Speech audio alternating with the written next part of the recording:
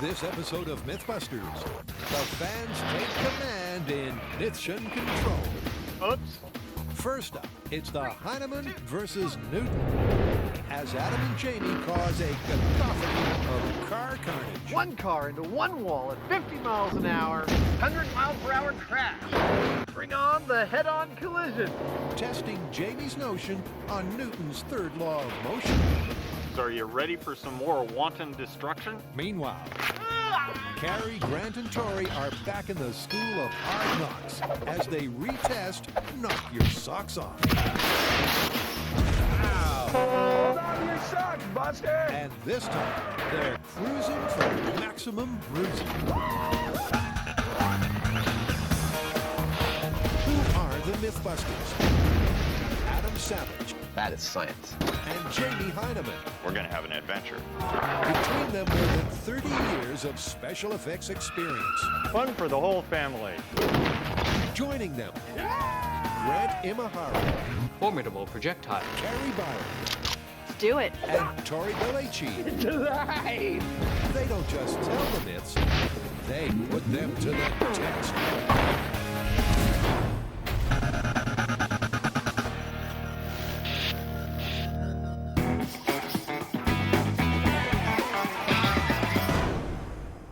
So what's up?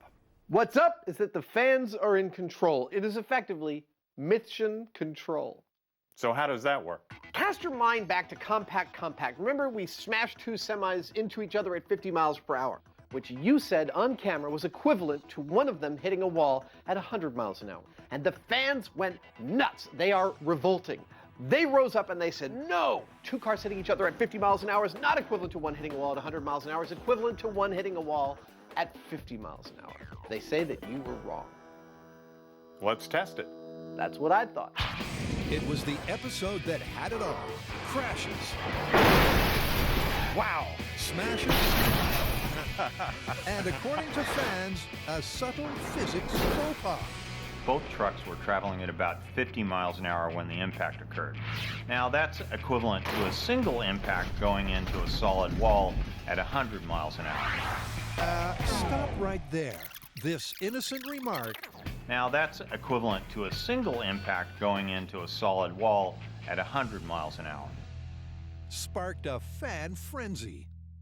They reckon that because of Newton's third law, every action has an equal and opposite reaction. The two cars crashing at 50 miles per hour is the same as one car crashing into a wall at just 50 miles per hour and not 100. But can this counterintuitive argument really be right?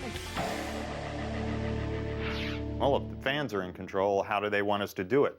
Obviously, they want us to smash some full-size cars into each other, but I think we may be able to illuminate some of the physics here with a scale experiment. Under more controlled circumstances. Exactly. And then we get to smash some full-size cars. Yes, we do. Yep, there will be incredible crashes, spectacular smashes, and high-speed car carnage galore. But first up, Adam is rigging a rig that will replicate the crash in miniature. The part of the car will be played by two weights on a pendulum. It's gonna be loud. And the wall Bring in the immovable object! Bring in the immovable object! It's time for the immovable object. will be played by this hunk of steel. Allow me to demonstrate the rig here. This is our car. It's basically a swinging hammer. This is our wall. It's an unmovable piece of 1,200 pounds of steel. I will be swinging this car into the wall at speed x and speed 2x, which is basically double speed x. That's our 50 mile per hour hit. That's our 100 mile per hour hit. Our measurement will be done simply with a piece of clay that sits right behind the main hammer and between it and a secondary hammer. Obviously, when I swing this car into the wall, that clay will compress. And it will likely compress a different amount at speed x than at speed 2x, and this gives me a beautiful comparison point when I smack two cars into each other a little bit later. Okay, so the swing from 1x will imitate a 50 mile per hour wall crash, and the 2x swing will double the speed to replicate a crash into a wall at 100 miles per hour. These impressionable clay weights will model the force of the impacts. Using clay for this test seems like a good idea, and it is. It's made in a factory, it's fairly consistent, but fairly isn't good enough. It's not made for precise measurements. In our case, about the best that we can expect to do with this is get a general idea of what's going on with the test, and I'm satisfied with that. And to get that test swinging, the first clay weight is loaded to start at a speed of 1x. Uncompressed length 2.68. Car hitting a wall at speed 1x in 3, 2, 1. Satisfying ding, isn't it? Yeah. Satisfying maybe, but more importantly, their first data point. Post-compression length 1.5. For a comprehensive result, the guys get into the swing of things and repeat the test 5 more times. Next, it's time to double the speed to 2x for a full swing. Uncompressed length 2.6. Car hitting a wall at speed 2x in 3, 2, 1. I think that's more. I think that's a lot more. Yep, and the measurements hammer that home. 0.777. It's a little bit less than twice as compressed as the speed 1x hit. That makes sense, doesn't it? It does. Almost double the compression. But for a larger sample size, they swing into action and repeat the 2x test 5 times. And now that their clay collection is complete, What's next? Well, we've got our metric of speed x and speed 2x. Now it's time to smack 2 cars into each other. So we're going to remove the wall and bring in a second car. physicists and fans stand by. They're identical. Let's do it. Because this is the moment of truth. Now that's equivalent to a single impact going into a solid wall at 100 miles an hour. Will the clay clear up the controversy, or will it be as clear as mud?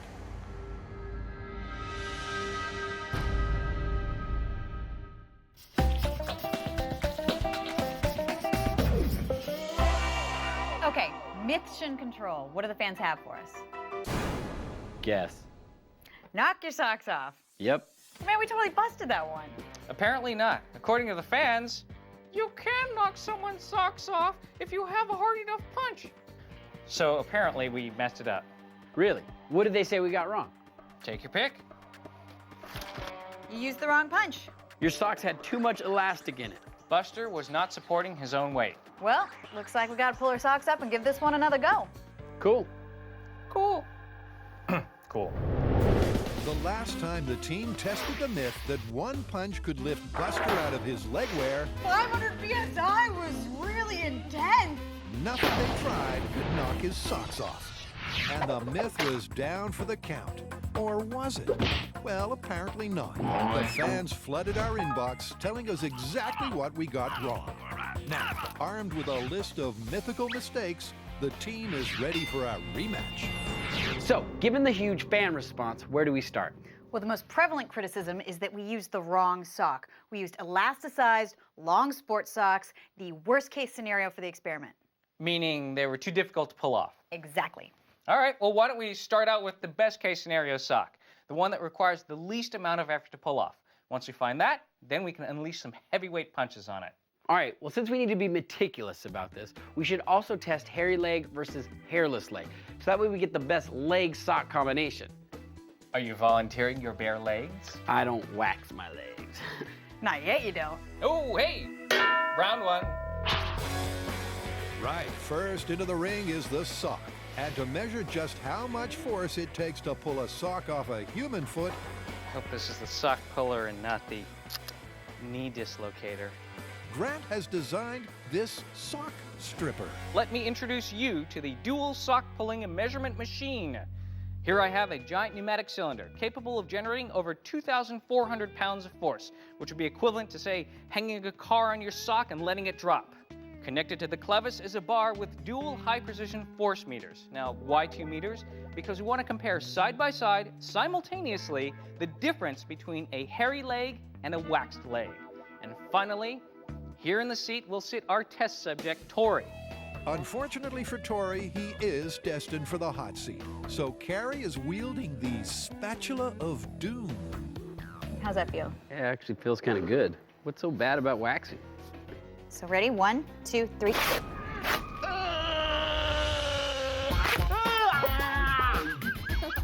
So this is not just about torturing Tori. I mean, it is. But there is science behind it. Let me demonstrate. So you have a smooth surface, you pull your fabric across it, very little resistance. Switch that to a rough surface, and that increase in friction could make it harder to pull the sock off.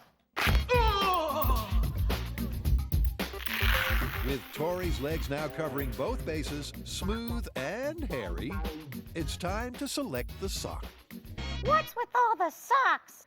Well, for this test, we are going to leave no sock untested. Look at this. We have long socks, short socks, cotton socks, nylon, wool, silk, and finally, genuine 19th century boxing socks.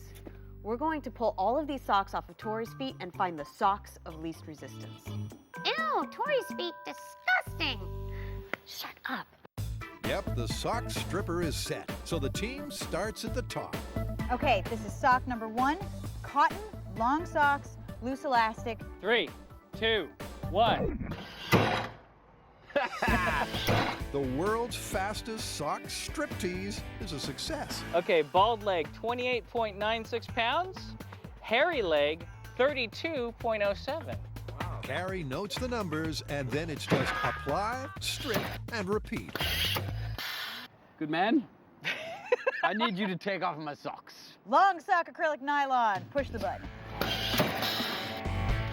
Oh! Didn't even come off my foot. They both peaked out at 35.38. Tori gets his socks off over and over and over as the team tries socks of every material and length to leave no sock untested, just as you demanded. So these ones are the lovely socks knit with love from a fan. All right. Ooh, those look good. 5.64 pounds. All right, rip them off. It's a long, smelly, tedious, and sometimes painful afternoon. Holy crap, that hurt! Did Really? it? No. Finally, after testing over 50 types of sock, they've got the data they need.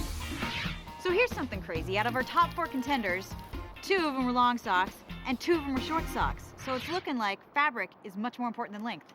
Who would have thunk? Now, what we also found was that leg hair was a fairly big factor in making it harder to pull the sock off. In most cases, the smoother leg had less resistance. But most importantly, the wool knit sock is the sock of least resistance, requiring only 5.6 pounds of force to rip it from a bare leg. But we're not done with that sock. We have one more test it has to get passed. That's the sweat test. All right, Marshmallow Man, hit that treadmill. Woo! The fans contend that sock sweat could act as a lubricant, making it easier to knock off the socks. I'm sweaty and ready. Let's do it. Okay. Here we go. In 3, 2, 1. Whoa, do you see how hard it was to get the socks off? The bald side was maxed out and the hairy leg was 16.87. Compared to the 10.3 and 5.6 of the last test, that's not an improvement. Wet socks did not pull off easier. Yeah, it makes it 3 times harder to pull off. Okay then, no sweat. After all those tests, no one can now accuse the MythBusters of using the wrong sock. So, the combination of variables that makes for the best sock are smooth leg and non-elastic woven woolen sock. That's going to be your best sock for trying to knock your socks off.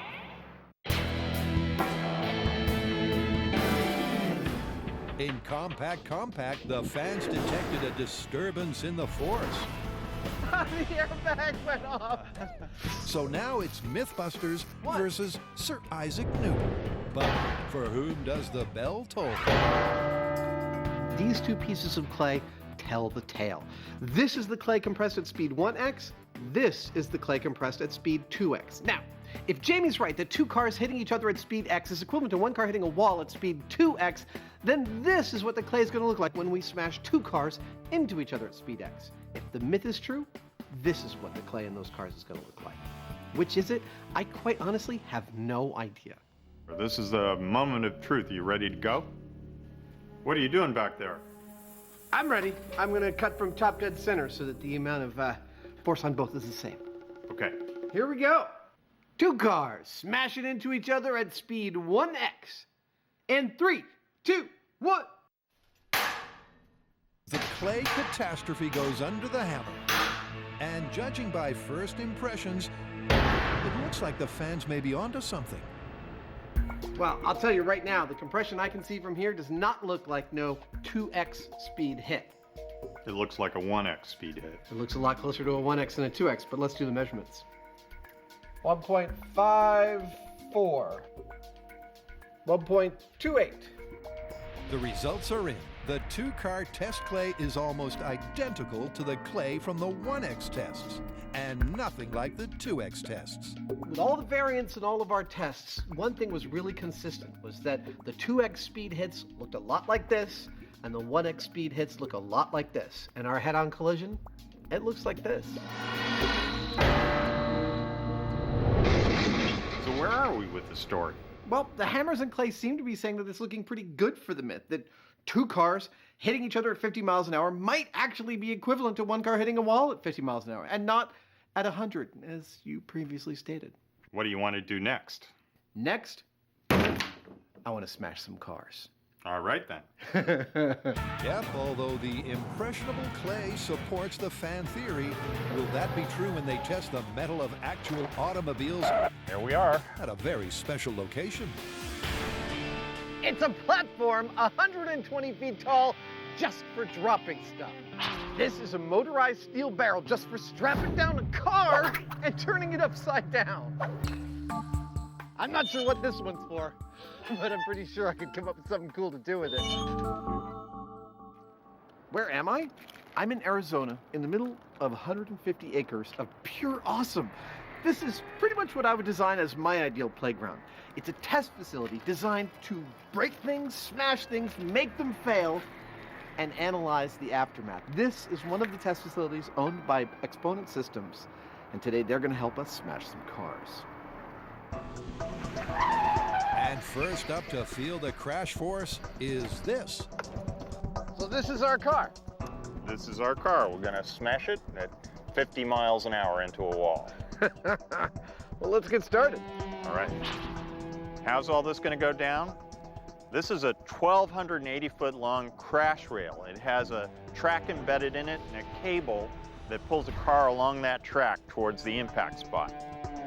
These two V8 engines, which have about 800 horsepower between them, pull this cable, which pulls the car up to the desired speed.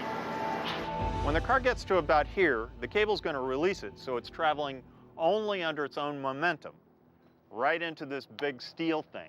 It's at this point that we'll have a complete picture of what happens to a car when it's going 50 miles an hour and comes to a dead stop by crashing into a wall. It's not just a picture they'll be getting. Jamie has also added some high-tech trickery to capture the force facts. There we go. Inside the car, underneath the back seat, is mounted a block of accelerometers that measure deceleration of the impact in 3 separate axes of movement. That information is sent back to a data logger that's mounted in the back of the car. It records all that information. It's kind of like a black box. Just like in the small-scale test, they'll gather the stats for a 50-mile-per-hour wall crash, a 100-mile-per-hour wall crash, and then finally a 50-mile-per-hour head-on collision. This crash, it's basically a data point, one of 2 that we will obtain in order to correctly analyze our head-on collision. Careful viewers will note that in the full scale, we're following the same experimental procedure as we did with our hammers and clay. We think it has a nice symmetry. Shall we log the pre-crash length? Sure. 15 feet. All right, then. All right, the cable's ready. Come on in. With the length logged and the black box engaged, the car is ready to meet its fate. slamming into a solid steel wall at 50 miles per hour. All right, this is one car into one wall at 50 miles an hour. Take it away. Okay, Bob, we're ready for roll-off. The V8 engines roar as they spin the cable. And the car gains speed till it's holding at precisely 50 miles per hour. And then plows headlong into a wall of steel.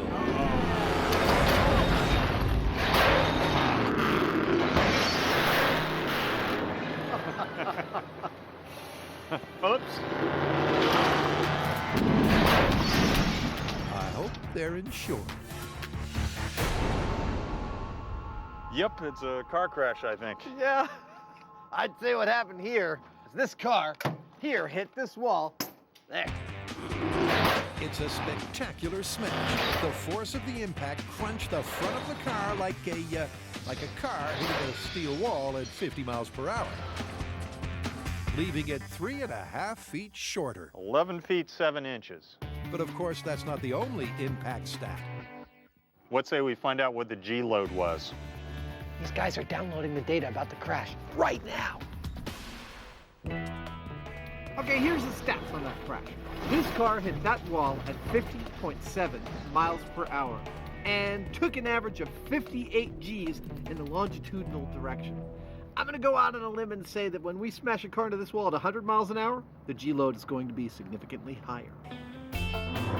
Well, luckily for us, the only way to confirm that is more car carnage. Could a punch ever be so powerful it knocks your socks off? The fans say yes, as long as it's the right sock on the right leg with the right punch. Oh!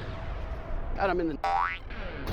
The MythBusters have the sock of least resistance sewn up. Those slipped right off. So next they're finding Buster some real legs.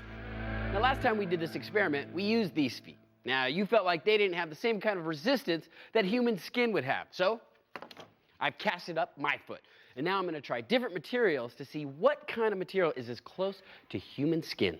Tori's used plastic, ballistics medium, foam, and lambskin leather to find something that simulates a skin-like surface. Ah, what is that?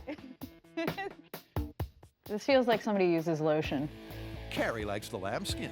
I really think this is going to be the winner because it really just feels the most like skin, which is probably because it is skin. And after a quick run of tug tests on the sock puller, it turns out her instincts were flawless. Yes, 6.25. This is the most like human skin. The leather leg, complete with articulated ankles, has an identical sock resistance to Tori's waxed leg, making it perfect for testing. I've been working on my yoga. I think I'm getting pretty good. And now that Buster has 2 left feet, he's cruising for a bruising. Looks like the Bionic Man. The team have a whole range of punches to throw. It's like assembling an old friend. But first, they're starting with a familiar enemy, Nitro Punch. Now, I originally built this nitrogen cannon to fire a grappling hook from a moving car. The first time we tested it, it flew off the table like a rocket. The second time we tested it, it punched a hole in the wall. That is the power of the nitrogen cannon. But before Nitro is unleashed, Grant's devising a system to get the drop on Buster. So this, my friends, is the laser trigger. It's got a beam right here and a sensor up here. When I break the beam, it fires a solenoid that drops Buster on his own weight.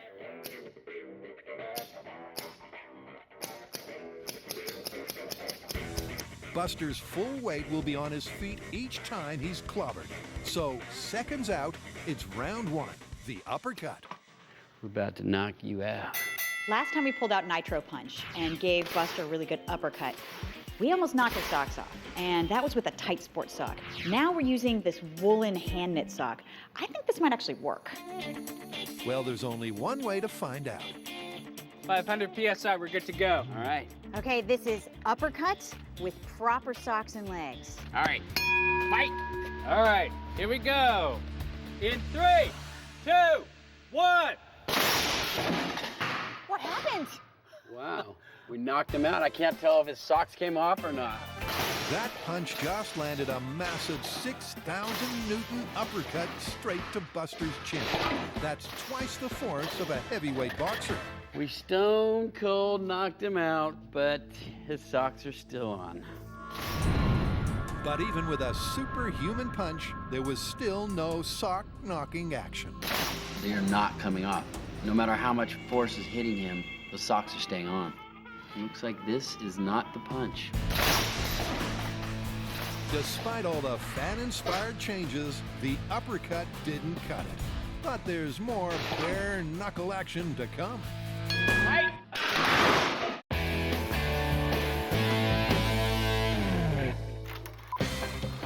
Duking it out in the ring can be a dangerous business. But could a prize-fighting punch knock your socks clean off? So far, no. It didn't work before, it didn't work this time. But the MythBusters aren't throwing in the towel yet. And that's because the fans think we have two other kinds of punches to try, the right hook and the body blow. We'll be testing both of these punches with robots because they have superhuman strength. And if they can't knock the socks off, they'll never get punched off. But we're gonna start out by getting hooked.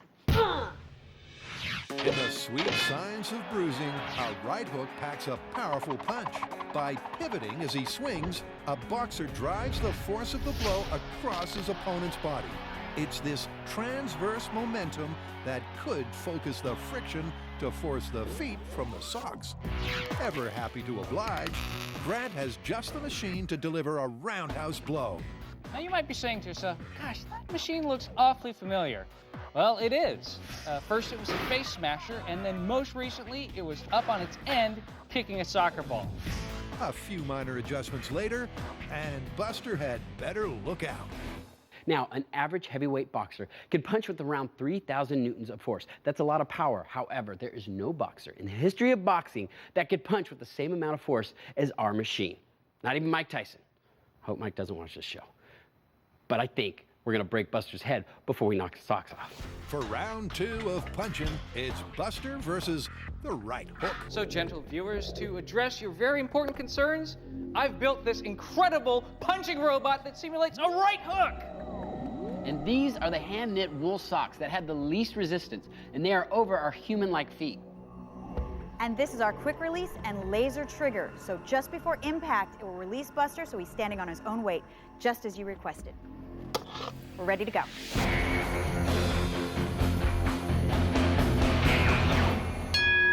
Fight! All right, here we go. In 3, 2, 1. Wow. Wow. We knocked him over, but look, his socks are still on.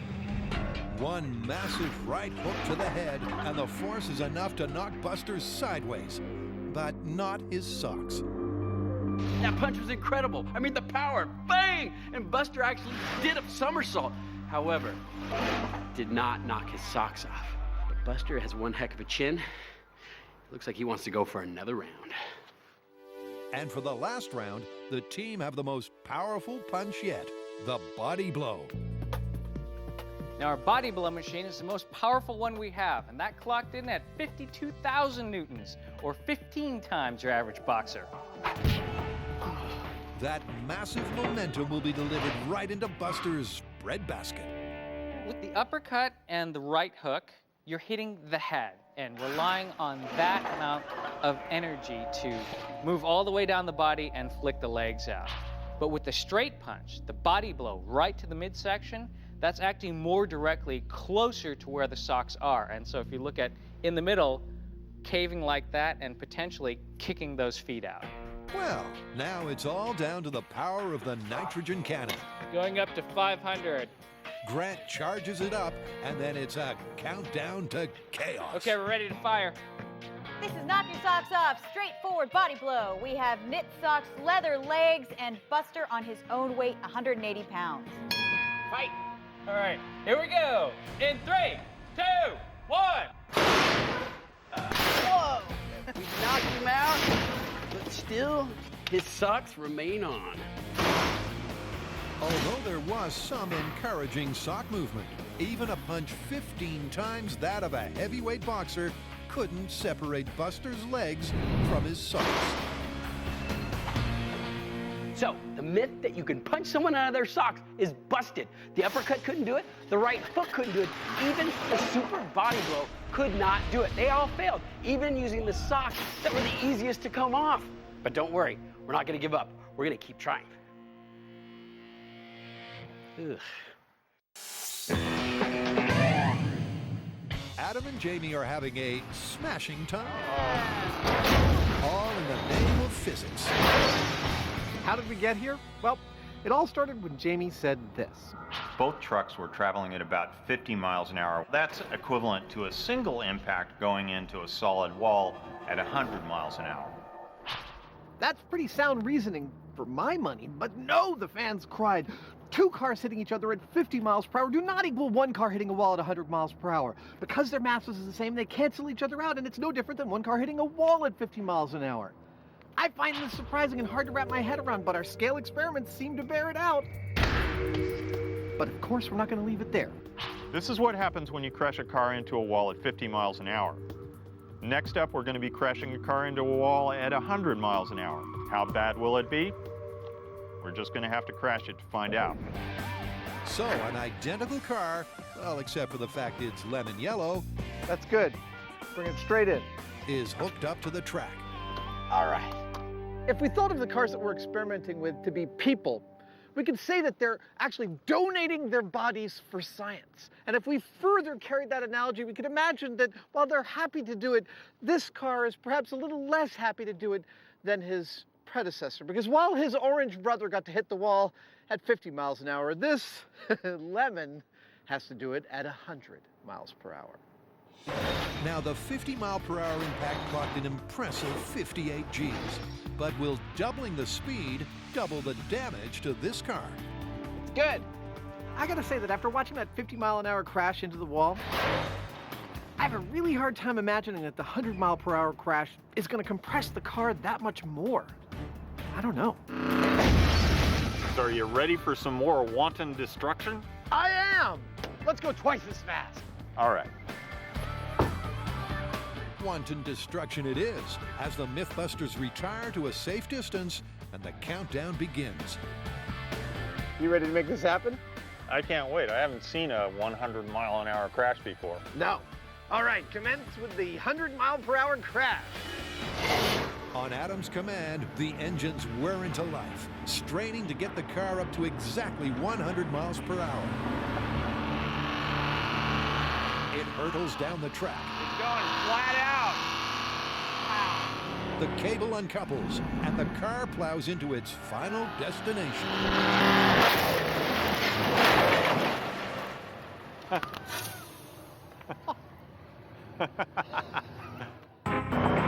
The guys are understandably speechless. That impact crushed the lemon car with such force, it should be in a glass with ice and a cocktail umbrella.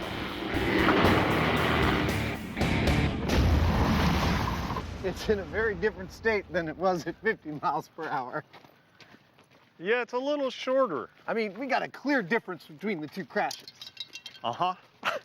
I can't wait to see what the data set says about the G-load. If the data's still intact. If anything's still intact. Well, thanks to its position in the trunk, the black box survived. So did we successfully retrieve anything? We've got good data. Really? Yeah, we've got a peak on the left side of 140 and a peak on the right side of 230. And we'd normally just average those to get a resultant there. So the midpoint's somewhere around 185? 185. That's nice. That's significantly more than, what was the last one? 58? 58. Data! 3 times the G's of the 50-mile-per-hour test is certainly significant. But that's not the only data set they're collecting. Before it was 15 feet. Now it's 8 feet. So not only did the G-load triple, the crash compacted almost half of the car. And remember, these 2 cars were identical. This may just seem like some gratuitous violence, but there's actually some really interesting science going on when you compare these 2 impacts. You would think that doubling the speed would give you twice the severity of the impact, but the physics says you're actually looking at more like 4 times the severity of the impact. Our sensors are showing 3 times the G's, and our wreckage is showing about twice the damage. So what's going on here? Well, just like this can, the more I crush it, the more it resists crushing. There's some complex physics going on here, but you don't have to be a rocket scientist to understand it. The cars speak for themselves. They certainly do. After 2 spectacular crashes, they have their benchmarks for car carnage. Well, we've got our data points. And they are lovely. I guess it's time to move on to the main event. Yep.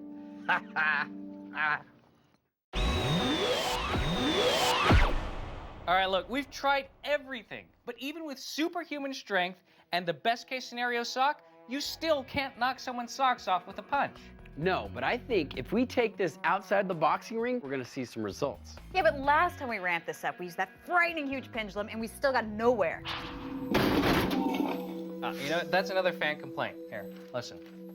Your pendulum hit Buster at a lower speed than your punching rig, so this test was actually a ramp down rather than up. Yeah, but it did weigh a lot more. True. But you know what? To directly address that concern, why don't we increase both the mass and the speed? Okay, how about this? Big steel girder, we weld it to a truck, we drive straight at Buster, and BAM! Ouch. For the final knockout round, they're heading to Alameda to definitively ramp this myth up once and for all. Brian, thank you so much for bringing your truck out. Now tell me what this thing can do. This truck is about 20,000 pounds plus loaded. It's turbo diesel, can reach speeds of 80 miles an hour, and it's ready to take down Buster. I think this is the right truck. So you guys felt like the pendulum wasn't good enough. Well, this is what I have for you. What I have here is a 600-pound steel beam that I'm about to weld to this 13,000-pound truck. It's a simple build. 1 giant girder welded to 1 turbocharged truck. All right, time to fight. And voila, mass plus speed equals the behemoth of all battering rams. While further down the range, Grant sets up his laser quick release and Carrie erects the structure for Buster's last stand. Now, I've built a nice little balanced structure so that Buster can hang, and then I'm painting the entire thing yellow, maybe a little bit of pink, so that you can see it from far, far away, because it's gonna be a really long run-up. Once Carrie's hangman harness is complete, it's time to guide that girder right into Buster's reinforced guts. And they're going to start at a bone-crunching 40 miles per hour. We are about to hit Buster with 4,000 times the power as any boxer to see whether or not we can knock his socks off. I have a feeling we're gonna knock his legs off before his socks come off, but let's see what happens. Remember, Buster is wearing the socks of least resistance on his human-like legs. He'll be standing on all 180 pounds of his own weight, and at impact, he'll be hit with 4,000 times the force of a heavyweight boxing punch. Will that be enough for the socks to fly? All right, getting into position. This is human-like surface with the socks of least resistance, Buster on his own weight. Wait, go at 40 miles an hour. Here we go in 3, 2, 1, coming at you. Brian guns the engine and charges towards our smash test dummy, steadily picking up speed. 30 miles an hour. Until hurtling into Buster at 40 miles per hour. Whoops. Oh, we swing and a miss. That was quite literally a letdown.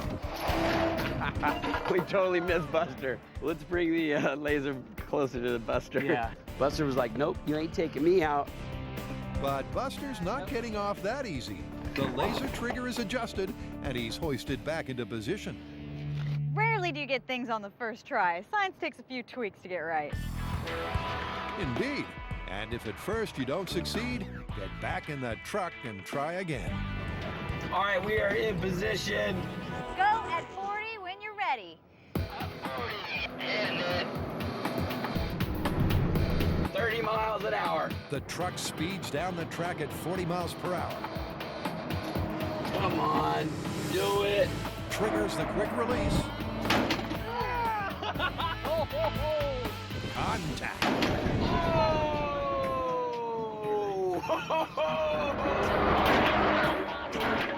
Ow! Didn't knock his socks up, but it knocked his hand off.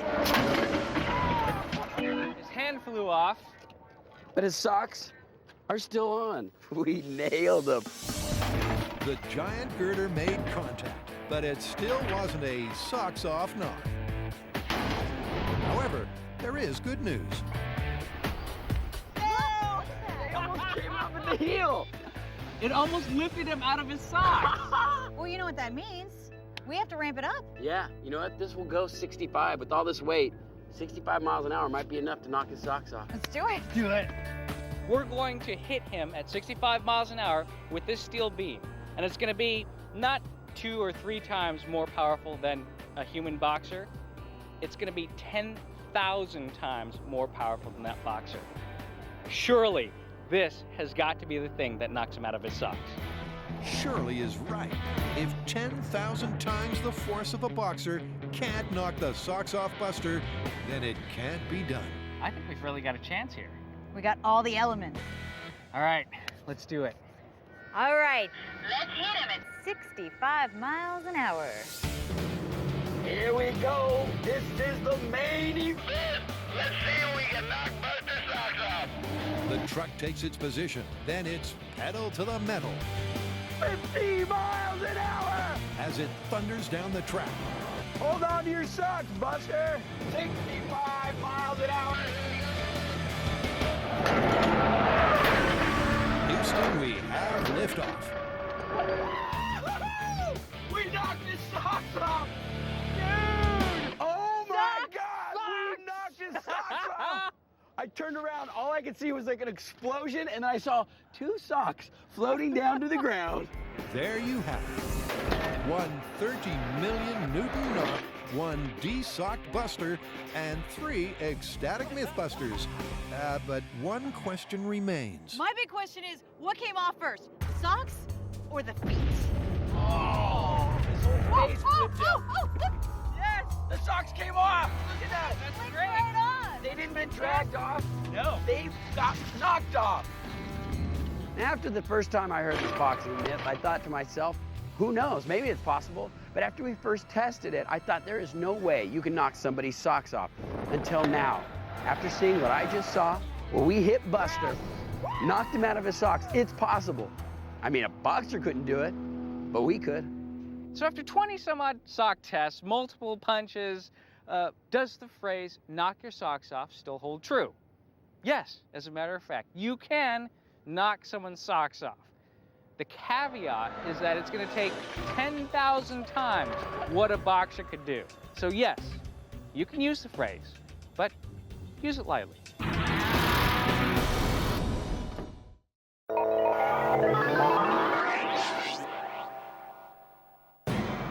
Adam and Jamie totaled a car at 50 miles per hour. Oops. Totaled a car at 100 miles per hour. And now have their totals on crash force trauma. This car right here hit a wall at 50 miles an hour. This car hit a wall at 100 miles an hour. I think the difference is pretty clear. The question is, when we smack 2 cars together at 50 miles an hour, are they going to look like that? Or are they going to look like this? We're going to smash 2 more cars just to find out. It's the final act of Carmageddon.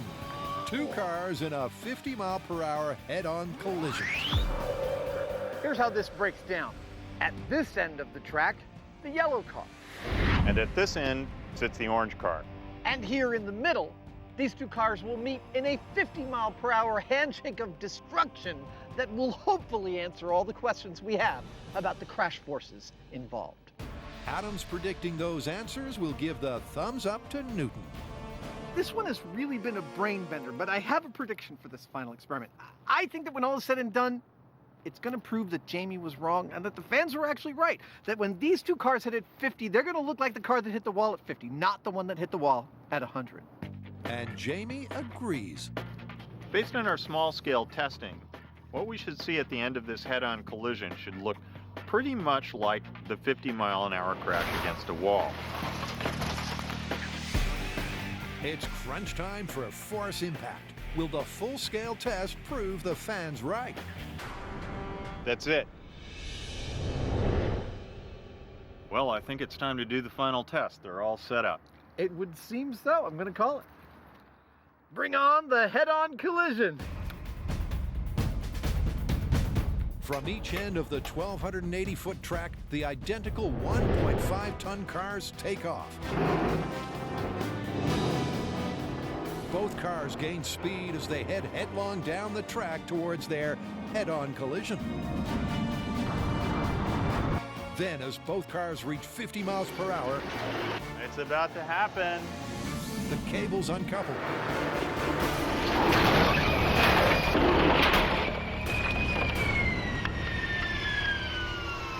That was spectacular. What can you say? What can you say? That breathtaking finale is the final piece of their physics puzzle. And as the MythBusters survey the wreck of a two-car 50-mile-per-hour pileup, they're playing Spot the Difference. There's a windshield between them.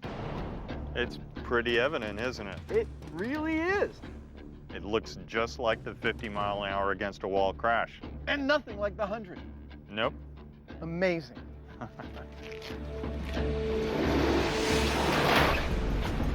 This tells me the whole story. I don't need to see the accelerometer data or anything. These two cars, which hit each other at 50 miles an hour, look exactly like the car we smacked into the wall at 50 miles an hour. That tells me everything I need to know. Everything you need to know. But just to be sure, Jamie's checking the all-important data. So what'd we get, Mike? Got an average of about 52 Gs. 52 Gs. That's about the same as the 50-mile-an-hour against the wall. What'd we get, Hector? Looks like we got an average of 58 Gs on this vehicle. That's spot on. Well, the figures are in. The orange card got 52 Gs, the yellow card got 58 Gs, which, give or take a few Gs, is the same as what we got against a wall at 50 miles an hour. Gee whiz. And the damage data backs up those numbers. Both of the cars are virtually the same length as the 50-mile-per-hour wall test at 11.5 feet. And after a spectacular spree of automotive mayhem, there is irrefutable proof that those physicist fans had it right. Newton's third law, every action has an equal and opposite reaction, holds true. Although the two-car crash at 50 miles per hour doubles the speed, the energy of the crash is transferred to twice the mass, halving it, resulting in a crash that looks like just one car into a wall at 50 miles per hour. I made a statement that two cars hitting each other at 50 miles an hour was the same as one car hitting a solid wall at 100. That was a mistake, but you know what? I'm okay with it. That's how you learn stuff. I love smashing stuff for science. One way or another, it's all just shrapnel.